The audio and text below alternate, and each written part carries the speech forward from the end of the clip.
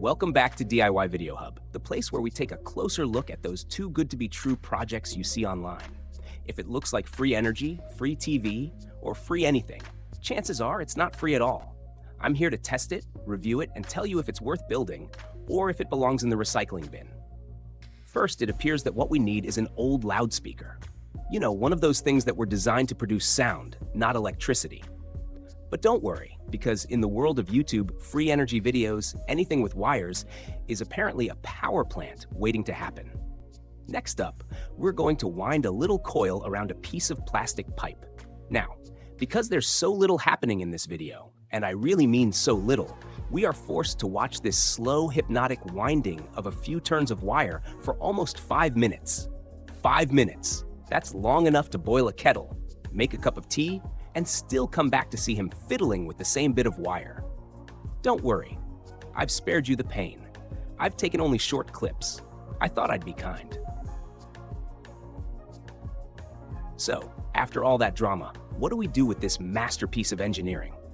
Well, we stretch the coil out like a spring, wrap it around the loudspeaker frame, and then solder the ends neatly to the speaker's existing terminals. Now, here's the big problem. I wonder if he actually knows that those terminals are already connected to a coil? Yes, that's right. Inside every loudspeaker, there's already a coil of wire, one that's properly wound in the right position and designed to interact with a magnet. His little spring of wire wrapped on plastic pipe is adding absolutely nothing. But hey, it looks technical, so maybe that's the point.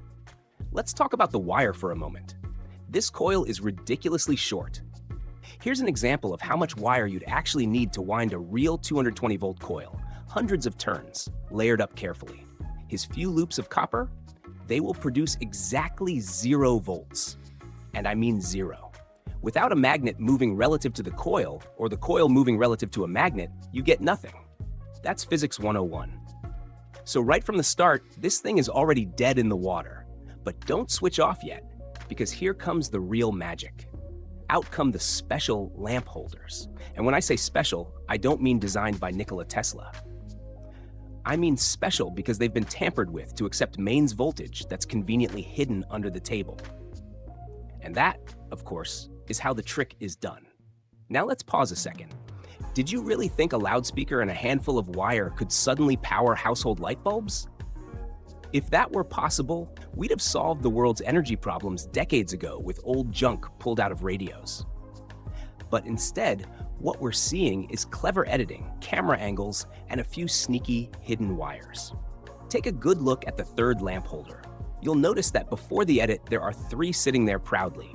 After the cut, only 2 are picked up and demonstrated. Why not the third?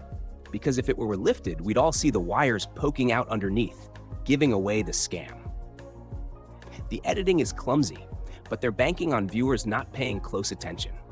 So there we have it, a device with no proper coils, no moving parts, and no possibility of generating electricity. Yet somehow, a light bulb magically lights up. The only real energy here is the one coming from the mains plug they don't want you to notice. Conclusion: another day, another impossible invention. This one fails at the most basic principles of physics. No movement, no power. Just endless wire winding, sneaky edits, and fake connections. The sad part is that videos like this fool people who genuinely want to understand how electricity works. If only the effort spent on these scams was redirected into learning some real science, we might actually see something useful.